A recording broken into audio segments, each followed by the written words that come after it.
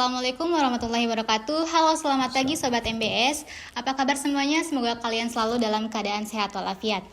Pada hari ini kita akan melaksanakan podcast perdana manajemen bisnis syariah yang akan membahas isu-isu aktual yang terkait dengan manajemen bisnis syariah. Nah, Sobat MBS, perkenalkan saya Mira Noktaviani selaku host perdana di manajemen bisnis syariah yang bertemakan mengapa Kemendag menutup aktivitas jual beli di TikTok Shop. Nah, pasti Sobat MBS bertanya-tanya nih, mengapa Kemendag menetapkan keputusan tersebut? Apakah izin TikTok merupakan izin sosial media bukan e-commerce? Nah, mari kita bahas bersama narasumber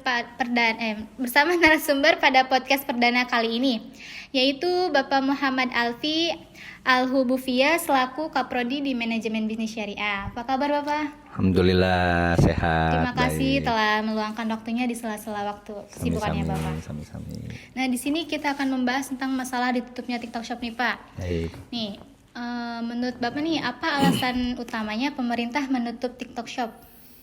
Oke, baik. Bismillahirrahmanirrahim. Alhamdulillah wassalatu wassalamu ala Rasulillah amma ba'du. Rabbi zidni ilma, rabbi shrah li sadri wa yassir li amri wahlul 'uqdatam min lisani yafqahu qawli.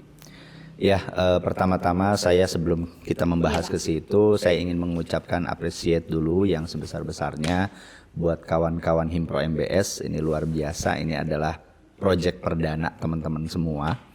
Insyaallah di project perdana ini menjadi trigger bagi kita semua gitu ya. Khususnya bagi kita, umumnya bagi seluruh akademisi IUKI gitu ya, agar kita bisa berinovasi, bisa lebih kreatif dan lain sebagainya. Oke, nah sekarang berkaitan dengan pertanyaan tadi. Ya, ini kenapa sih nih TikTok bermasalah? Nah gitu ya. Kenapa TikTok ini menjadi sebuah polemik bagi kita, khususnya bagi para pelaku UMKM yang saat ini tengah istilahnya ada problematika di tengah-tengah masyarakat kita terkait dengan munculnya TikTok Shop ini. Karena sebagian pedagang-pedagang seperti misalnya yang kita tahu di Tanah Abang dan juga di lain sebagainya itu protes tuh. Nih gara-gara TikTok nih, jadi penjualan kita berkurang nih. Nah ya, ini masalahnya gara-gara apa nih, begitu. Allahu a'lam bishawab. Kalau menurut para pakar begitu ya, para ahli ekonom dan segala macam, termasuk juga Kementerian UMKM ya, Bapak Teten Mas Duki, beliau berkata memang untuk TikTok ini perizinan ataupun akar permasalahannya adalah bahwasanya izin dari TikTok ini bukan untuk e-commerce, begitu ya. Jadi hanya sebagai perwakilan perdagangan dari negeri luar ke kita. Sementara untuk memiliki e-commerce itu harus ada badan usaha, harus memiliki kantor, harus memiliki badan usaha lah begitu. Badan usaha yang memang badan usaha ini menaungi para pedagang-pedagang atau pengusaha-pengusaha yang memang bergerak di bidang TikTok Shop itu, kayak gitu. Nah ini belum ada, gitu. Ini belum ada sehingga menjadi polemik permasalahan. Kok TikTok bisa ujuk-ujuk jualan? Nah gitu ya, bisa tahu-tahu jualan padahal izinnya adalah untuk sosial media.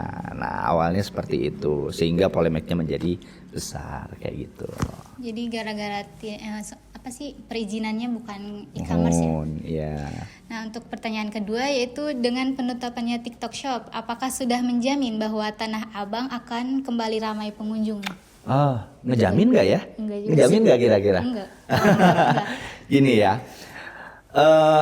perubahan itu sebuah keniscayaan. Nah, ini harus kita pahami dulu bersama. Ya bahwasanya yang namanya perubahan peradaban, perkembangan itu pasti terjadi, mau cepat ataupun lambat.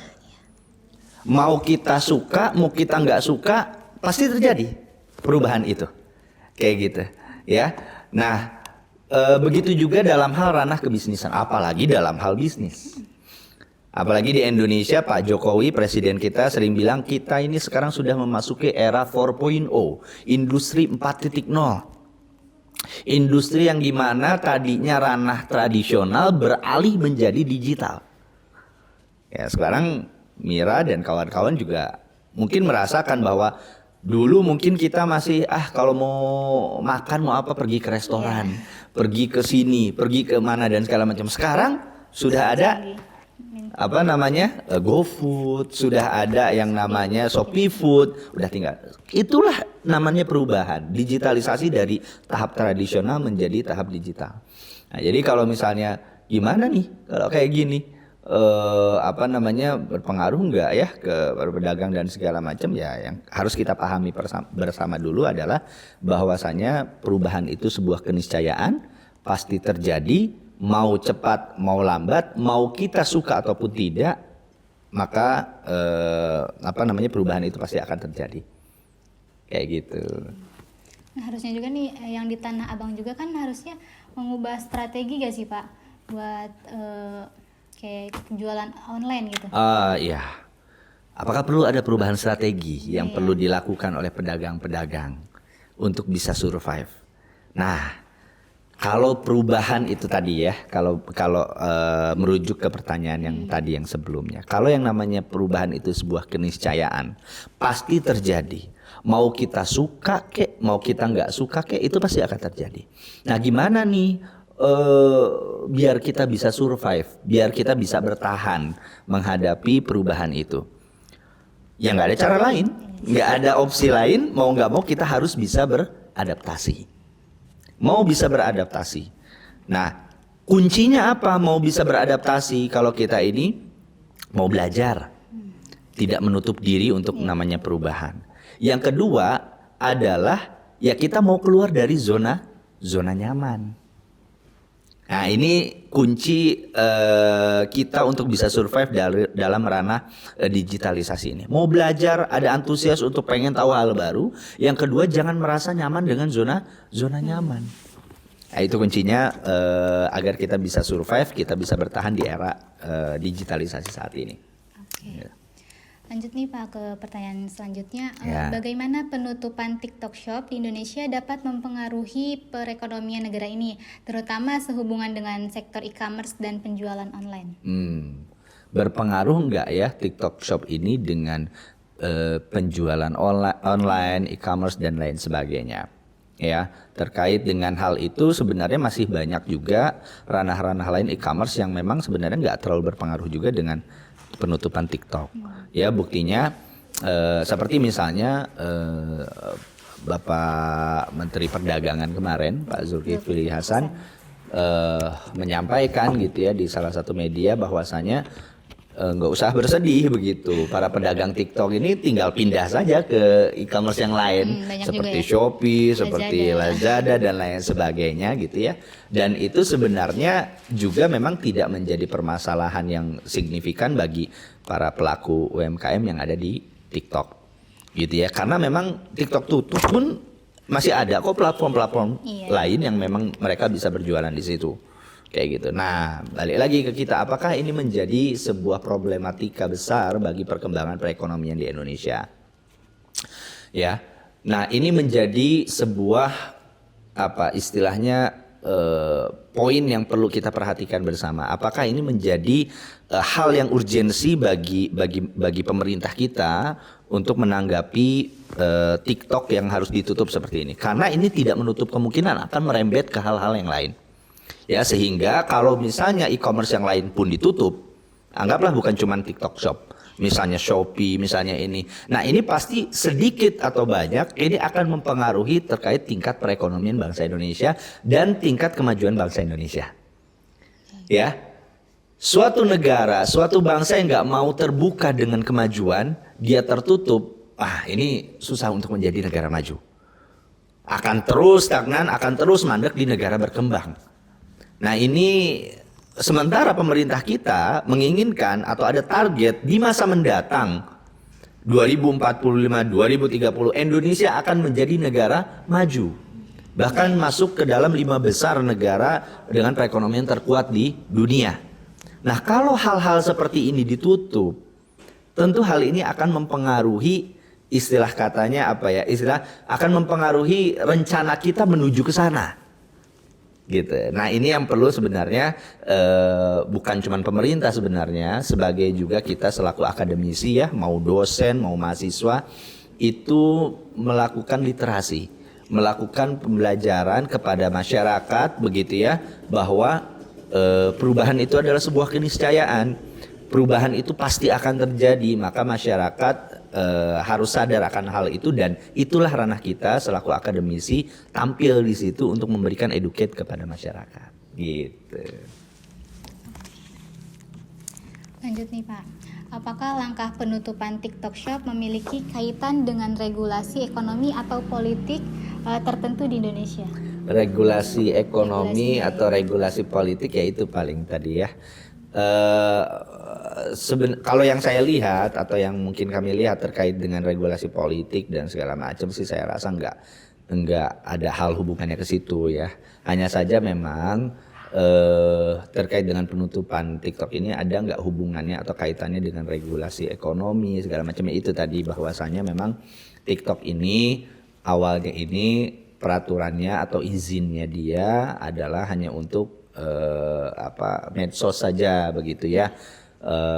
Dia bukan berizin untuk e-commerce sebagaimana yang lain, sehingga tidak ada perizinan untuk dia diperbolehkan berjualan. Namun hanya saja memang pemerintah kita melalui Menteri UMKM Pak Teten Mas Duki itu memberikan sinyal lampu hijau lah istilahnya seperti itu. Masih boleh loh gitu ya, masih boleh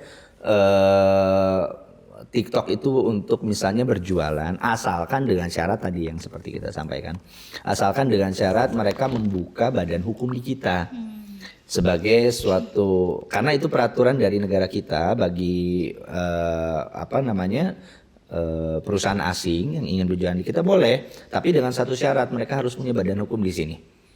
Gitu. Nah, sehingga ada regulasi pemerintah Indonesia, regulasi peraturan Indonesia yang memang bisa masuk untuk istilahnya mengerem ataupun memberikan izin dan segala macam terkait dengan segala macam kegiatan perekonomian yang akan mereka jalankan di sini. Gitu. Lalu bagaimana nasib ribuan penjual yang berkecimpungan di TikTok Shop, dan bagaimana penggunaan TikTok Shop merespon penutupan ini? Nah, apakah mereka memiliki harapan untuk platform serupa di masa depan? Nah, gimana nih nasib para pedagang ya? Ya, ini kita lihat nih ya dari ini cukup menarik pertanyaannya. Bagaimana nasib pedagang TikTok? Mereka gimana ya? Apakah mereka bersedih sebagaimana para pedagang-pedagang yang ada di Tanah Abang gitu ya, atau seperti apa gitu ya? Nah, para pedagang, kalau yang kita lihat di media-media sebenarnya ini yang menjadi masalah sebenarnya.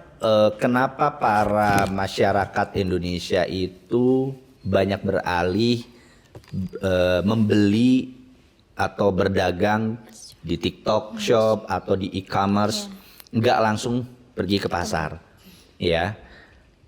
Ini permasalahannya bukan masalah gara-gara ada e-commerce sehingga mereka berpindah dari pedagang tradisional ke digital. Itu bukan masalah gara-gara hal jadi lebih murah, dan bukan masalah seperti itu. Tapi memang daya beli masyarakat kita yang turun. Perekonomian kita yang semakin sulit semakin ke sini. Gitu. Nah, bagaimana nasib para pedagang TikTok? Sebenarnya nggak ada masalah nasib para pedagang TikTok, walaupun memang ada segelintir masyarakat atau pedagang TikTok yang memang merasa apa istilahnya pedagangannya itu anjlok, turun dengan adanya ini ya. Tapi mereka ya tadi, mereka seperti Pak Zulkifli Hasan sampaikan, mereka bisa berpindah ke Shopee Food begitu ya, atau misalnya ke Lazada dan lain sebagainya. Ya. Tapi yang perlu diperhatikan di sini adalah, yang menjadi titik poin kita di sini adalah bahwasanya apa alasan masyarakat kita sebenarnya lebih nyaman berjualan ke online daripada ke tradisional, ke pasar, gitu. Nah, itu permasalahannya bukan karena gara-gara banyaknya e-commerce. Ya itu oke lah, itu menjadi salah satu faktor berapa persen faktor, tapi bukan itu faktor mayoritasnya. Yang menjadi faktor utamanya adalah kurangnya daya beli masyarakat Indonesia. Yang kita tahu makin ke sini perekonomian Indonesia semakin sulit. Bagaimana harga mata uang Indonesia dibandingkan dengan mata uang asing misalnya dolar dan lain sebagainya. Nah, ini kita rasakan sehingga masyarakat daya belinya berkurang. Nah, sehingga mereka berpikir muter otak nih, gimana caranya ya biar saya bisa mencukupi kebutuhan dan keinginan keluarga saya, sehingga harus mencari barang yang murah, dan itu difasilitasi oleh e-commerce kita. Nah, ini juga sebenarnya menjadi titik poin yang harus dievaluasi oleh para pedagang-pedagang tradisional yang ada di pasar agar mereka bisa bersaing dari sisi harga, dari sisi kualitas gitu ya, terkait dengan karena memperlihatkan juga atau mempertimbangkan juga daya beli masyarakat kita yang saat ini sedang turun, apalagi pasca COVID-19 gitu. Lalu banyak pakar ekonomi yang menilai ditutupnya TikTok Shop karena Tanah Abang sepi ini merupakan kesalahan karena merupakan suatu perkembangan teknologi. Seperti contoh ojek konvensional kan berubah menjadi Gojek, kayak Grab. Nah, bagaimana pendapat Bapak nih?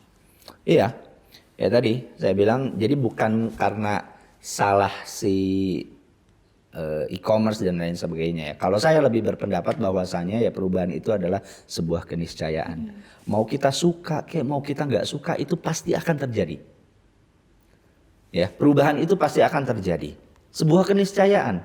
Ya, bahwasanya memang jadi bukan masalah gara-gara banyaknya e-commerce ini jadi kita pedagang-pedagang tradisional jadi kesulitan dan segala macam. Ya mau nggak mau, memang kawan-kawan para pedagang dan lain sebagainya itu mereka harus mau bisa beradaptasi, ya untuk bisa bertahan di tengah-tengah perekonomian Indonesia yang saat ini masih walaupun sudah sekarang step by step kita bertumbuh perekonomian kita, namun masih banyak ranah-ranah yang masih perlu kita perbaiki, yang masih perlu kita stabilkan, begitu ya. Apalagi berkaitan dengan stabilitas perekonomian nasional.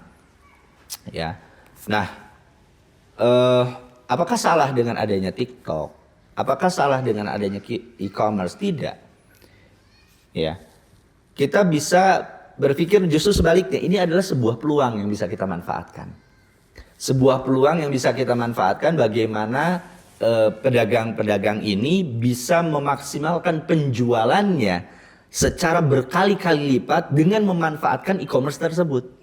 Dengan memanfaatkan si Shopee, dengan memanfaatkan TikTok-nya, dengan memanfaatkan Lazada-nya dan lain sebagainya. Nah, ini menjadi sebuah peluang. Menjadi sebuah peluang yang bisa dimanfaatkan oleh para pedagang. Maka dari itu kami menyarankan, dan saya rasa juga para pakar ekonomi juga menyarankan bahwa kita memang harus keluar dari zona nyaman. Kita harus mampu untuk beradaptasi dengan perkembangan perekonomian yang semakin maju ke depan. Gitu. Apakah ada alternatif atau platform lain nih Pak yang dapat digunakan oleh penjual TikTok Shop setelah penutupan ini?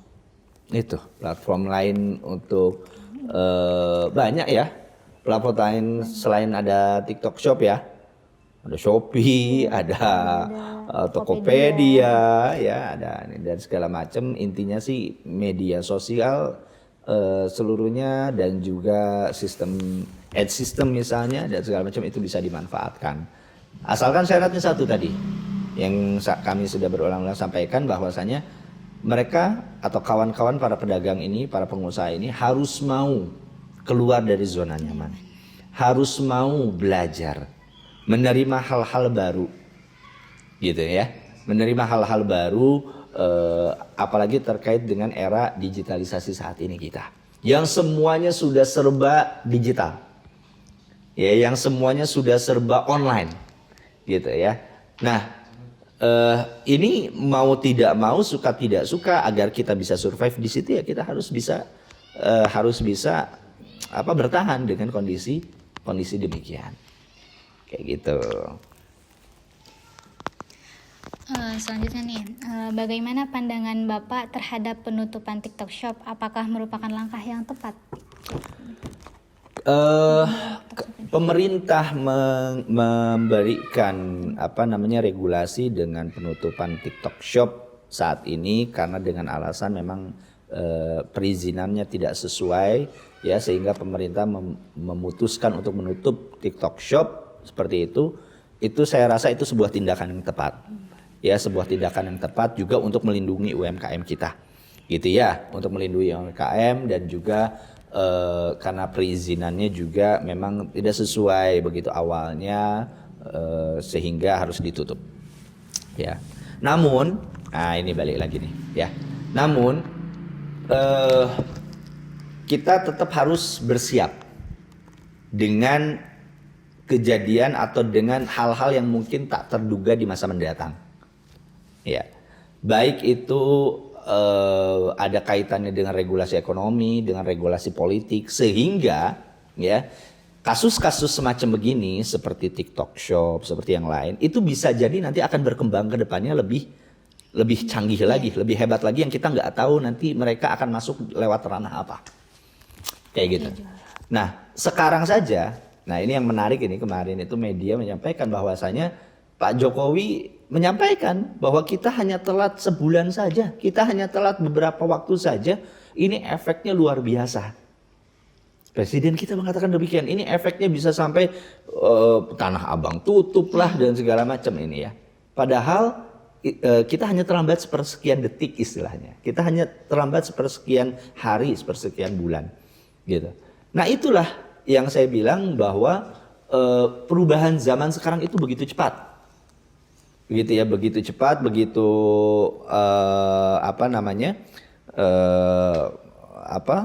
cepat begitu, dan kita sendiri perlu waspada terkait dengan hal itu, ya. Waspadanya bukan waspada dalam hal menutup diri, tapi waspada dengan hal yakni kita harus mampu bisa beradaptasi, mau belajar dan lain sebagainya. Itu cara terbaik bagi kita untuk menghadapi era tersebut, gitu. Ini selanjutnya, apa saja pelajaran yang dapat diambil dari penutupan TikTok Shop bagi para pelaku bisnis online? Apa saja pelajaran yang bisa diambil? Oke. Apa aja kira-kira yang bisa diambil dari bisnis online tersebut?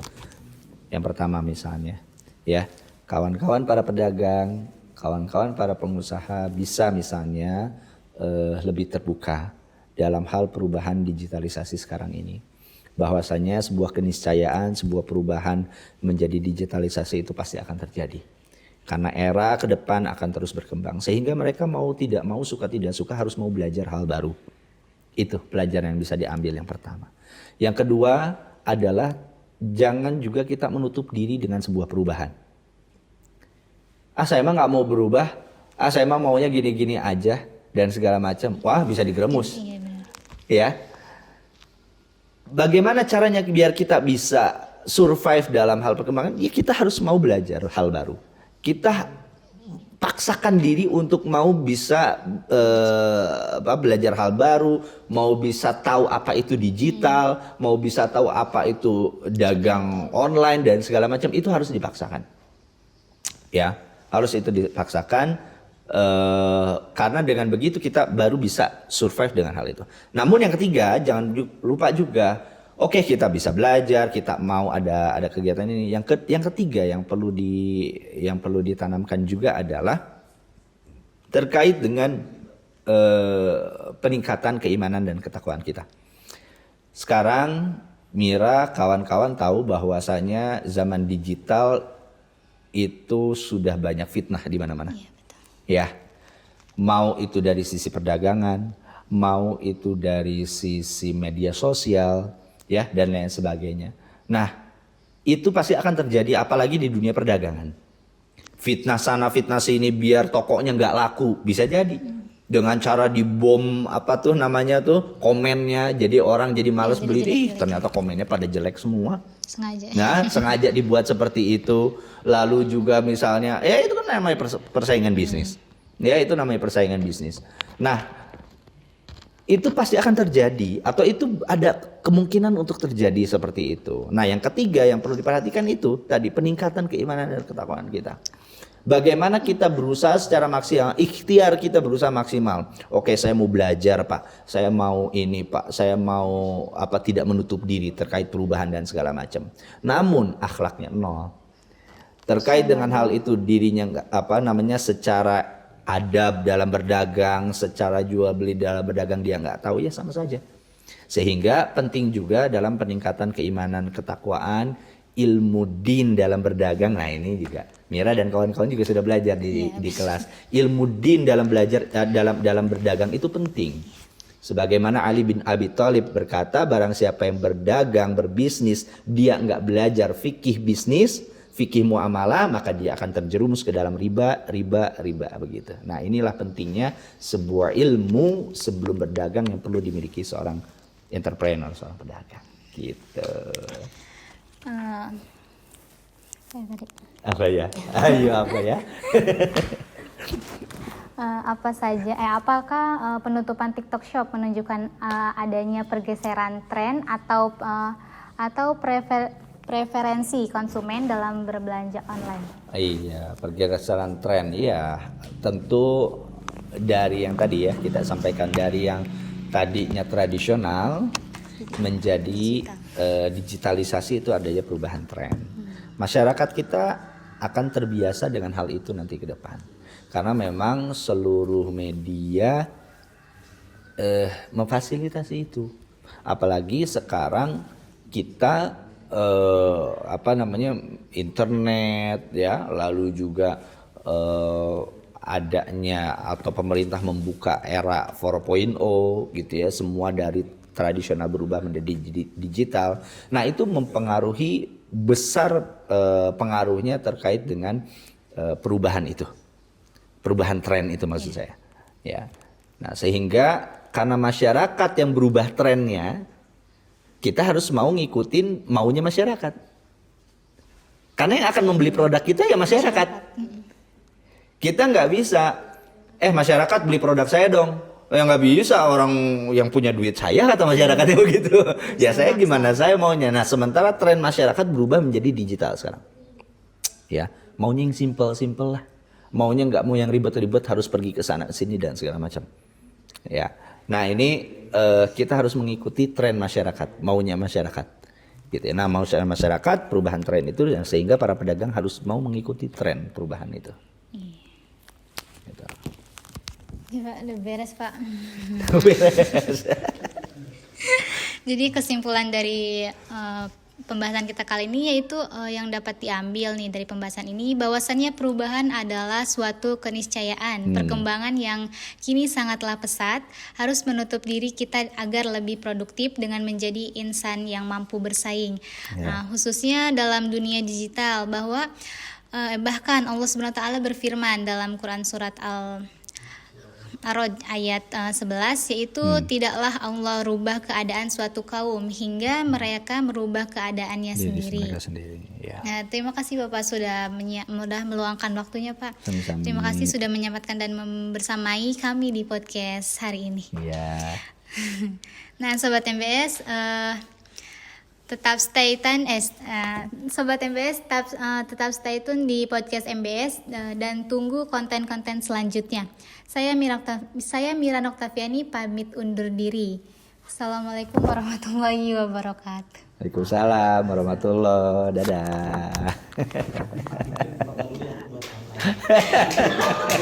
Dadah.